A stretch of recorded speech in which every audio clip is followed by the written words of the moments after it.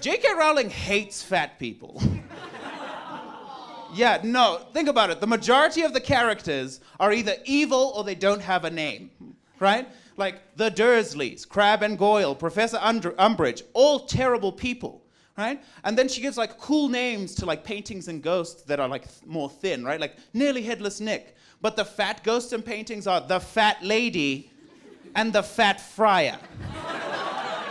There's only 2 regular fat characters. One of them is that kid that knows what the Grim is when they're doing tea leaf readings, which is food magic. And the second is Hagrid, who is the groundskeeper, who, even though he teaches, is not allowed to be a professor? I don't know, it's interesting. Another thing that I find so funny, this is another weird stereotype. I feel like she's never hung out with fat people. And you can tell when Hermione's making like the polyjuice potion, right? Because her entire plan to knock Crabbe and Goyle out is like, I don't know, we'll just like float some cupcakes in front of their faces. And they're bound to eat it. They're fat people.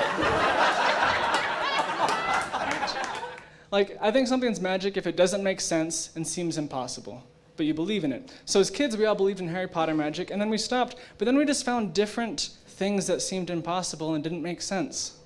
And we believed in those things and made those things magical for us.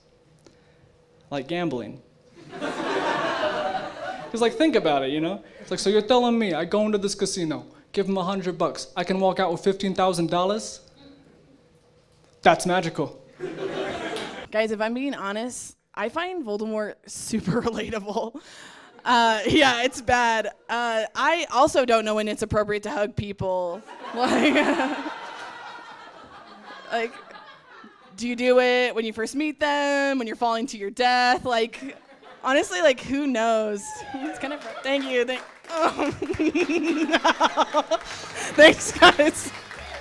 When you go to Hogwarts, they tell you before you go that you can bring a pet, like a cat or a rat. I brought a toad, but really, they should just tell you to bring an owl, because I didn't have any connection with the outside world for 4 years, because I didn't have an owl. My parents wouldn't buy me one until my toad died, which it did when I flushed it down a toilet.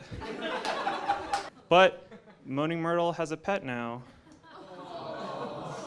In Prisoner of Azkaban, I feel like all of the adults are talking down to Harry at the beginning. They're all like, Harry, you don't have to worry about anything at Hogwarts this year. Just real quick, there's a mass murder on the loose. He broke out of Azkaban, the most high-security prison in Britain. He knows where Hogwarts is. He knows where the Gryffindor common room is. Pretty sure he slept in your bed, too, when he was a kid. But you'll be fine. We're going to put soul-sucking demons around Hogwarts to protect you. They're only going to try and kill you like 4 or 5 times. You'll be fine.